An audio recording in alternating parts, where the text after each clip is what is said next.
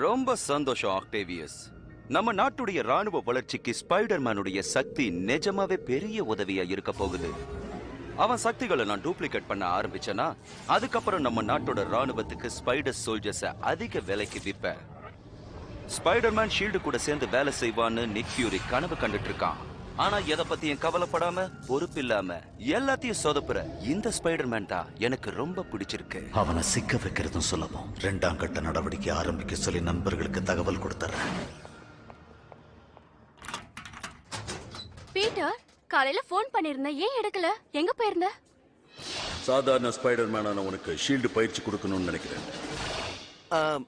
Bus break down ஆயிடுச்சு. அப்படியா? MJ கிட்ட போய் சொல்ல எனக்கு பிடிக்காது. சின்ன வயசுல இருந்தே நானும் மேரி ஜேன் வாட்சனும் ரொம்ப நெருங்கின நண்பர்கள். 5 வயசுல இருந்து நாங்க 2 பேரும் நண்பர்களா இருக்கோம்.